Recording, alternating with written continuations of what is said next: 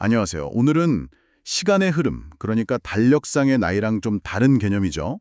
생물학적 나이에 대해 한번 깊이 파고들어 보려고 합니다. 단순히 생일 초 개수 말고요. 우리 몸이 진짜로 어떻게 늙어가고 있는지 이걸 측정할 수 있을까요? 오늘 저희가 살펴볼 자료들은 바로 이 질문에 대한 답을 찾아가는 그런 여정들을 담고 있는데요. 노화의 지표를 찾는 연구부터 혈액 속 단백질로 노화 시계를 만드는 그런 놀라운 발견, 그리고 특정 호르몬이 노화 과정에 미치는 영향까지 아주 흥미로운 이야기들을 준비했습니다. 자, 한번 시작해 볼까요? 우리가 보통 생각하는 나이 말고 이 몸의 진짜 나이, 생물학적 나이를 알려면 뭐부터 봐야 할까요? 과학자들이 노화 바이오마커라는 걸 찾고 있다고요. 그 바이오마커라는 게 중요한데요. 이상적인 바이오마커는 그냥 이 사람 나이 들었네 이걸 보여주는 걸 넘어서요. 앞으로 건강이 어떨지, 질병 위험은 얼마나 될지 이런 걸 예측할 수 있어야 의미가 있겠죠. 아, 예측까지요? 네. 그리고 혈액 검사처럼 좀 간단하고 안전하게 반복 측정할 수 있으면 더 좋고요. 그렇겠네요.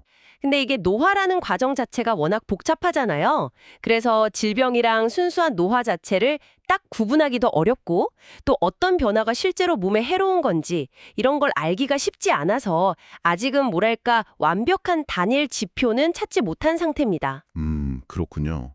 다만 이제 낡은 세포가 제때 없어지지 않고 몸에 쌓이는 현상, 세포 노화, 세네센스라고 부르는데요. 이게 중요한 연구 대상 중 하나로 주목받고 있습니다. 아, 세포 노화요? 흥미롭네요. 근데 이런 일반적인 지표 말고 혹시 좀 더 구체적으로 뭐랄까 노화 시계 같은 그런 획기적인 발견은 없었나요? 굉장히 큰 규모로 연구를 진행했어요. 사람들 혈액 속에 있는 단백질을 분석했는데 무려 1459개나 되는 특정 단백질들을 봤거든요. 1459개요? 와, 엄청 많네요. 네. 이걸 분석해서 실제 나이랑 정말 놀랍도록 거의 똑같이 예측하는 모델을 만들었습니다. 이게 바로 단백질 체노화 시계라는 건데요. 와, 특히 이 연구가 시사하는 바가 큰 게 사람이 그냥 서서히 점진적으로 늙는 게 아닐 수 있다는 거예요. 어떤 특정 시점, 예를 들면 50세 전후 같은 때를 기점으로 노화 속도가 갑자기 확 빨라질 수도 있다는 거죠. 50세요? 그건 정말 생각 못 했는데요. 그럼 이 단백질 시계가 보여주는 가속 노화, 그러니까 실제 나이보다 이 단백질 패턴이 더 늙어 보인다는 거, 이게 구체적으로 뭘 의미하는 건가요? 이게 그냥 숫자가 아니고요.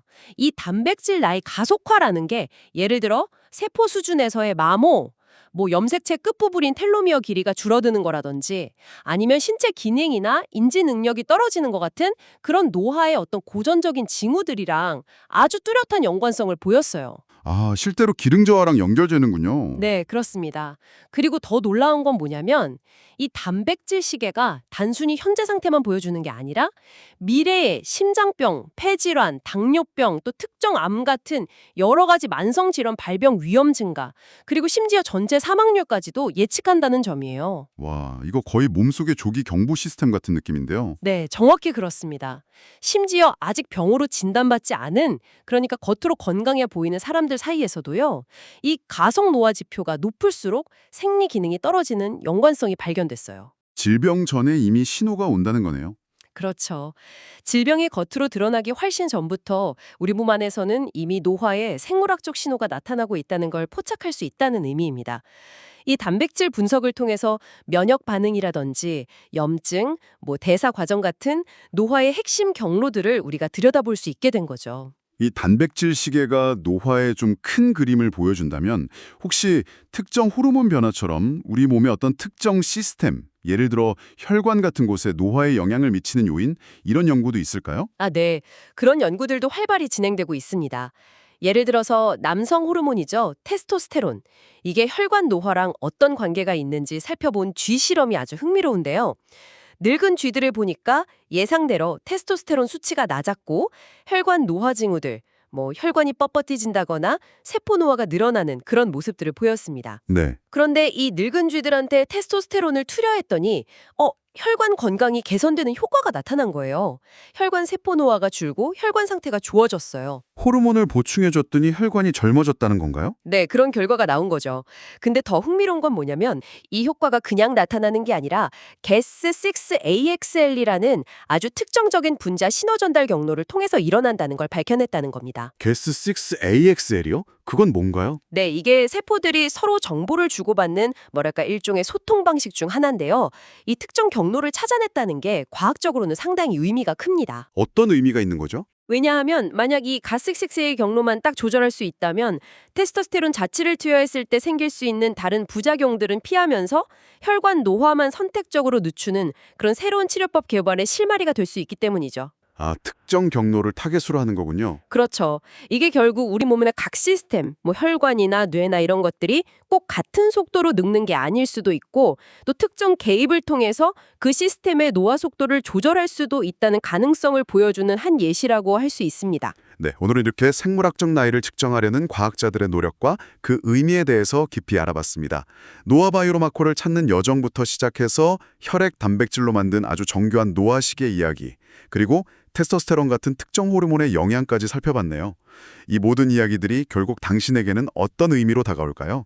가장 중요한 점은 노화라는 게 그냥 시간이 흘러가면 어쩔 수 없이 겪는 그런 과정이 아니라 우리가 측정하고 또 이해하고 잠재적으로는 개입까지 할 수 있는 그런 생물학적인 과정이라는 걸 알게 됐다는 점인 것 같습니다.